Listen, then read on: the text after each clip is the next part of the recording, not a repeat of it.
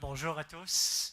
On me dit de me présenter ici parce que c'était là que j'avais mon meilleur profil, je pense. Hein? D'accord.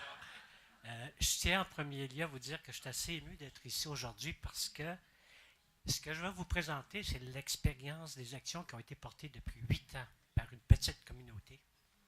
Et vous allez voir le cheminement qui a été fait au courant de ces 8 dernières années-là et où est-ce qu'on en est rendu aujourd'hui. Et ça, c'était fait effectivement à partir d'un élément, d'un mot-clé que Mme Dubois nous a mentionné, c'est-à-dire d'avoir une vision. Je pars avec ça. On me dit que j'avais 15 minutes pour présenter 8 ans. Enfin, je vous ai mis 3 grands mots-clés de ce qui s'est vécu en 8 ans au sein de cette petite communauté.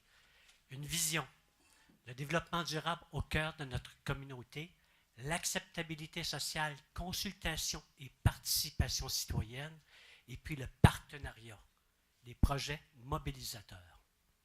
Et on part avec ça. 1. Je me présente Robert Savoie, je suis maire de la municipalité de Saint-Valérien, je suis préfet suppléant de la MRC Rimouski-Neigette et je suis aussi membre de la commission Énergie et ressources naturelles de la Fédération québécoise des municipalités. Le petit village de Saint-Valérien est situé, pour ceux qui connaissent le parc national du Bec, c'est l'équivalent d'environ 8 km au sud du parc national du Bec.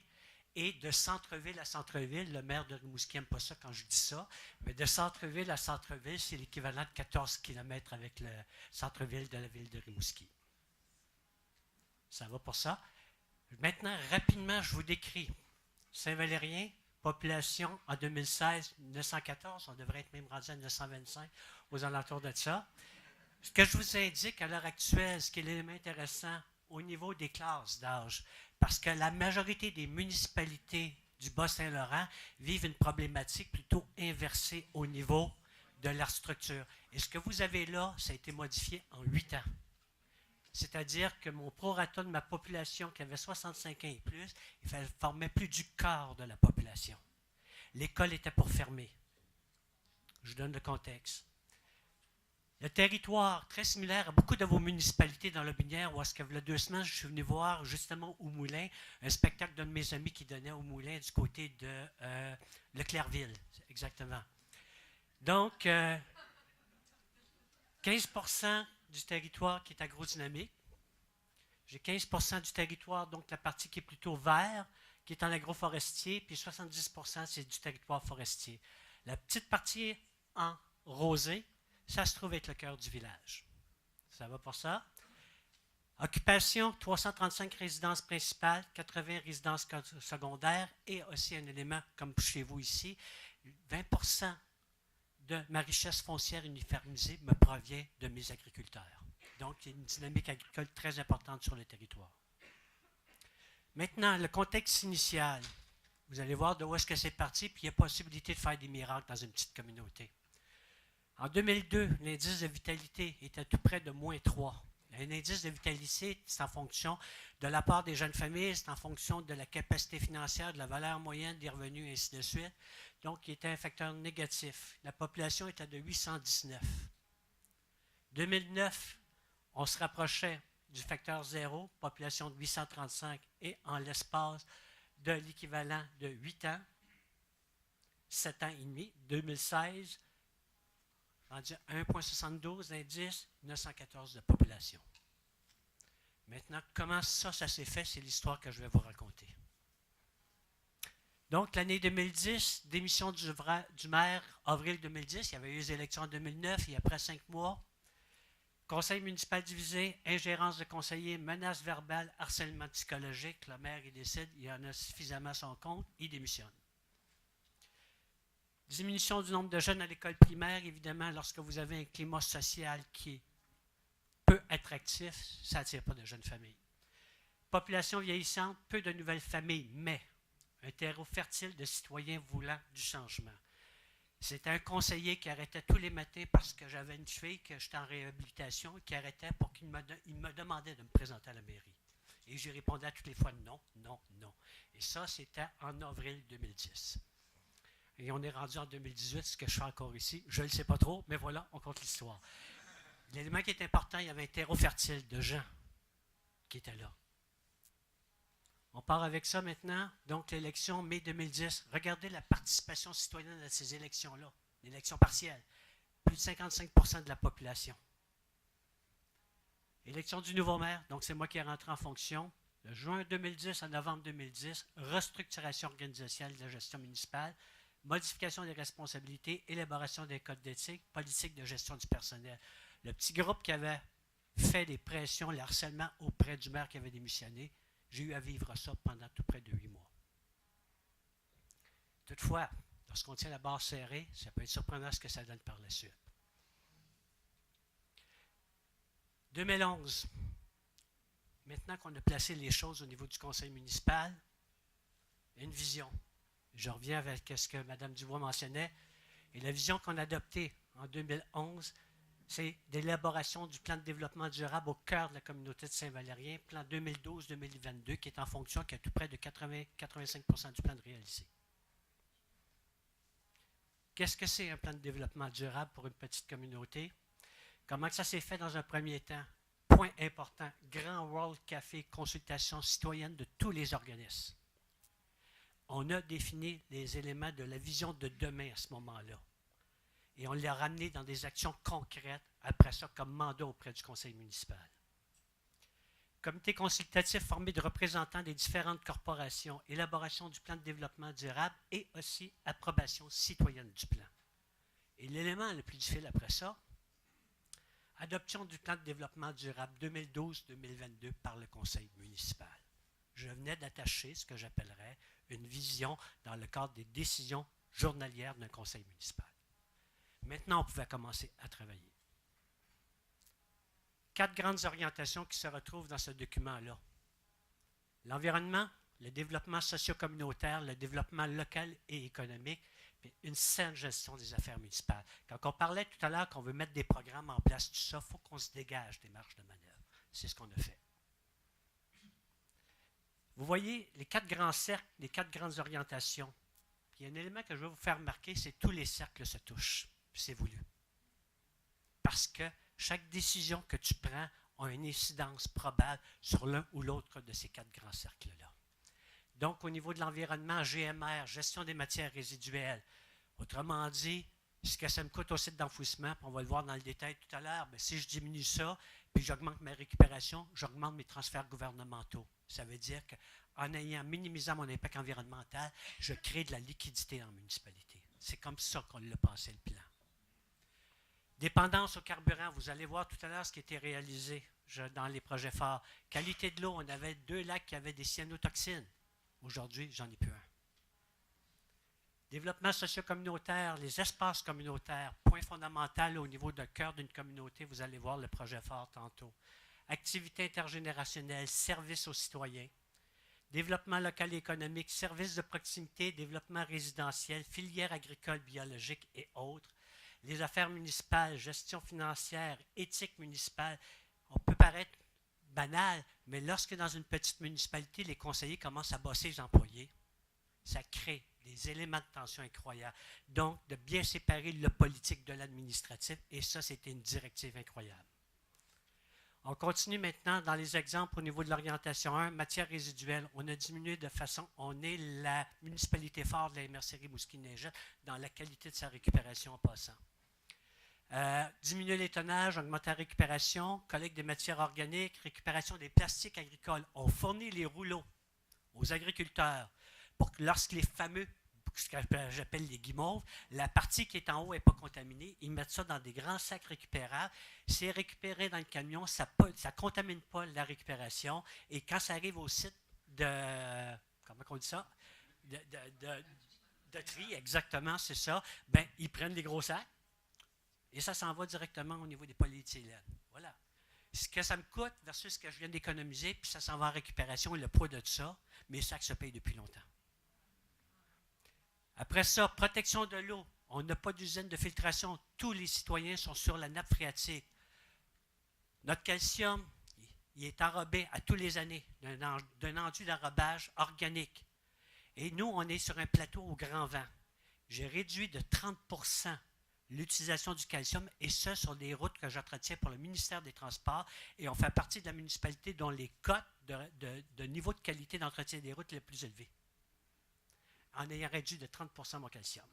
Pour une bonne raison, ce petit cristaux-là, avec cet enrobage organique, quand une voiture roule dessus, le pneu fait quoi? Ça le fait coller. Quand il arrive les rayons du soleil, le cristaux de calcium, il est collé sur le chemin. Il n'est pas pris par les vents, puis ça ne va pas du côté des champs. Et à ce moment-là, quand vous arrivez à Saint-Valérien, vous avez toujours 2 traces noires. Et maintenant, le ministère des Transports, depuis 2017, ils ont pris des expérimentations sur l'autoroute 20 dans la section du Bas-Saint-Laurent à partir du procédé qu'on utilise. Ça vous donne des éléments sur lesquels, effectivement, et mon coût total est équivalent, sauf que j'ai réduit de 30% le calcium. On continue là-dessus. Quand on voulait des exemples concrets, là, je vous en donne des exemples concrets. Nettoyage annuel des fosses septiques, c'est au compte de taxes. Élimination des dépotoirs illégaux. J'avais aussi des sites où est-ce qu'ils mettaient le purin et ainsi de suite, qui contaminaient les ruisseaux, qui contaminaient les lacs. Cyanotoxines, j'en ai plus. Contrôle des algues bleues-verts par rapport à ça. Donc, impact au niveau environnemental, j'ai des redevances financières qui augmentent du gouvernement, puis je diminue mes coûts au site d'enfouissement. Orientation 2, développement socio-communautaire, dynamisme socio-communautaire, projet fort, on va le voir un peu plus dans les détails tantôt. Une des problématiques majeures que l'on vit, les églises. Transformation de l'église en centre communautaire avec maintien du culte. Protocole de gestion avec les organismes, ça c'est inédit à l'heure actuelle, c'est un projet pilote comptable.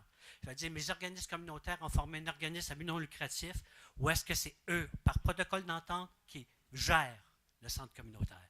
On s'occupe de son entretien, mais eux, toutes les locations et tout ça, c'est leur manière d'être des entrepreneurs collectifs au niveau communautaire. Politique familiale et des aînés, subventions pour les couches lavables, et ainsi de suite. On a des nouvelles familles maintenant. Service aux citoyens, projet fort, aménagement pour un service de garde en milieu scolaire. Maintenant, mon service de garde, j'avais mis au défi la commission scolaire, je suis rendu d'inscrits 44 jeunes à mon service de garde. L'école était pour fermer il y a 8 ans. Parc, espace vert, activité intergénérationnelle. Autre point important, le partenariat, l'entente de loisirs avec la ville de Rimouski où tous les jeunes de Saint-Valérien ont accès aux services, patinage, hockey, tout ça, au même coût qu'un jeune de Rimouski. Ça, c'est fondamental, ces partenaires-là avec les villes-centres. Je n'aurai jamais d'aréna chez nous. Plan de mobilité durable, au niveau de traverse, transport collectif, c'est implanté. Orientation 3, développement local et économique, accueil et intégration des nouveaux arrivants, trousse de bienvenue, action de reconnaissance, entente de collaboration avec place aux jeunes. Les nouvelles familles qui s'installent lorsque tu en as une puis qui ont des amis, ils s'en parlent. Puis s'ils sont bien dans leur milieu, ben on va aller voir qu'est-ce qui se passe chez vous. Et c'est effectivement ce qui s'est passé en 8 ans. J'avais une clientèle cible qui est à l'Université du Québec à Rimouski. Et aujourd'hui, j'ai probablement le plus haut taux de diplômés au prorata de la population. Entreprise de production agricole biologique, je suis rendu à 5 entreprises. Je n'avais une il y a 8 ans. Et sont tous maintenant des entreprises qui ont commerce au niveau du marché public. Ils fournissent aussi au niveau des paniers, restauration, on a des restaurants très bien cotés dans la région, que ce soit du côté du B. C'est eux qui fournissent au niveau des restaurants, au niveau des produits agricoles. Orientation 4, saine gestion des affaires municipales. Ça prend des sous, puis il faut gérer les sous adéquatement pour faire ce genre de projet-là. Restructuration organisationnelle. J'ai aujourd'hui pas une secrétaire trésorière, j'ai une directrice générale qui est responsable. Gestion financière transparente aussi. Application des recommandations du vérificateur général. Partenariat, intensification des liens avec les organismes. Ça, c'était un point important. Députés, municipalités adjacentes, organismes gouvernementaux, des mises en commun de services. C'est ce que l'on fait chez nous. Ça vous donne un peu le portrait rapidement, là, quand je parle de partenariat et de tout ce que ça l'a impliqué. Il y a du monde à travers de ça pour ce petit projet fort qu'on a fait chez nous. Je termine avec les grands projets forts. Projet pilote quartier habitation durable, transformation de l'église en centre communautaire puis développement des zones récréatives. Le premier, mon quartier habitation durable qui est situé ici, il y a 7 ans, je suis allé rencontrer à ce moment-là, c'était M. Raïs, maire de la ville de Victoriaville, qui avait leur projet habitation durable. Mais il n'y avait aucune petite municipalité autour de Victoriaville qui avait adopté ce programme-là. Je l'ai mis au défi que chez nous, on le ferait. Je suis parti avec son programme et je l'ai adapté chez nous. Et c'est comme ça qu'on a créé, on a fait l'acquisition, le reste c'est toute zone agricole, on a fait l'acquisition de la dernière bande. Vous voyez les maisons qui ont été construites depuis le temps. J'ai rendu à 10 maisons là-dessus, si je ne me trompe pas. Et puis, il y a un autre projet qui s'en vient avec ça, donc 23 terrains. Mais quand il se construit une maison chez moi puis une nouvelle famille, c'est comme 44 maisons à Rimouski, au prorata de la valeur de la richesse foncière. Donc, l'entente avec la ville de Rimouski, les 23 terrains, je consolide mon cœur de village et j'optimise tout mon cœur de village est sur réseau d'égout. Et donc, l'évaluation qui a été faite de la capacité de mes bassins et tout ça, pour pas que ça me coûte 1 million de plus pour un nouveau bassin, ça a tout été évalué pour dire c'est quoi ma capacité maximale de mon cœur de village. On termine avec, maintenant, parce qu'on me faisait signe, mon plus beau projet phare, inauguration, septembre 2010. Septembre 2018, de transformation de cette église en centre communautaire. Vous allez voir ce que ça a donné. Processus de consultation citoyenne 2012-2013. Identification des besoins et des attentes des citoyens. C'est eux qui ont défini ce qu'ils voulaient faire avec. 2 orientations majeures qui m'ont dit, puis ça, c'était le défi à travers la loi sur la neutralité en milieu municipal. Maintien du culte qui m'ont demandé et rénovation en fonction du plan de développement durable. Et je suis l'un des rares projets au Québec sur lequel il y a toujours le culte à l'intérieur et que j'ai eu accès à toutes les subventions, puis il n'y a aucun fonctionnaire qui a osé me poursuivre. Et plus que ça, au mois de juin, le premier ministre était à Rimouski, l'ex-premier ministre, M. Couillard, et je sais comme préfet suppléant, il m'a posé à chacun des maires qui étaient là la question des projets, et je lui ai compté ce projet-là. Et je lui ai dit qu'on le fait, et ça a maintenant le culte, et que l'idée venait justement d'une municipalité du Lac-Saint-Jean. Et ce que ça a donné, désacralisation novembre 2013, acquisition par donation et non pas par achat $1. Donation à l'acte notarié. Qu'est-ce que ça donne? C'est qu'à ce moment-là, il y a une disposition au Code civil qui précise que lorsqu'un donateur donne un don, vous pouvez en échange accorder un usage sur une partie de la donation en valeur du bien qui a été remis. Et c'est à l'acte notarié. Donc, on ne parle plus de location ou quoi que ce soit à long terme. On parle d'un usage. Je ne parle plus de culte, je parle d'un usage. Soumission professionnelle, mai 2017, entrepreneur, septembre 2017, début des travaux, novembre 2017, inauguration officielle à la fête au village, septembre 2018. Élimination du mazout, vous voyez, élimination de 15 000 litres de mazout par an. Réduction des coûts de chauffage estimée à 45 %. Vous voyez le silo d'entreposage, les 2 unités de chauffage qui sont là. On a enlevé 15 000 litres de mazout du bâtiment. L'éclairage maintenant est au LED, tout est contrôlé par mouvement. Donc, les lumières se ferment lorsqu'il n'y a plus de mouvement dans une salle. Lorsque vous rentrez, ça s'allume automatiquement. Tout a été pensé pour que mes coûts récurrents à long terme soient le plus bas possible. J'aime mieux investir plus au départ sur un bâtiment qui a 80 ans, qui va être encore bon pour les 50 prochaines années minimum, et sur lequel que mes coûts de fonctionnement vont être le plus bas possible. Et c'est comme ça que le projet a été pensé. Centre de conditionnement physique à l'intérieur.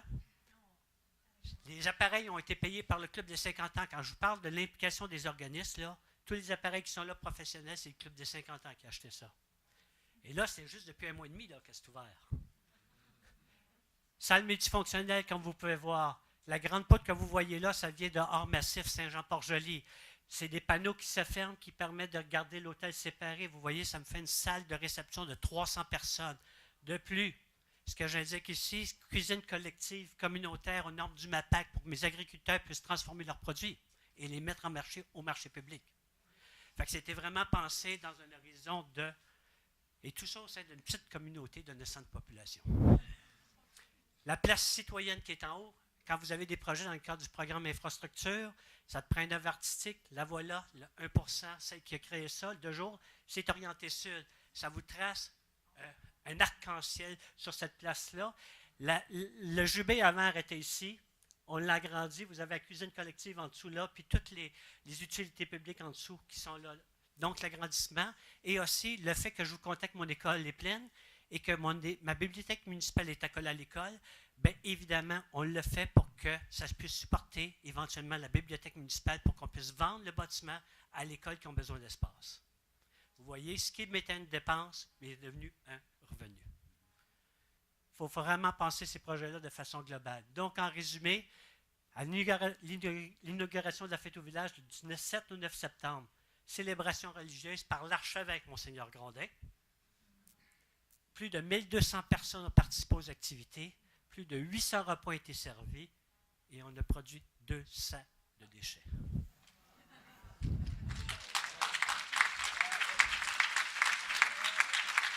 La cuisine collective que vous avez vu tout à l'heure, la corporation de développement a tout acheté, la vaisselle, les verres, les coupes et tout ça, tout est là-dedans.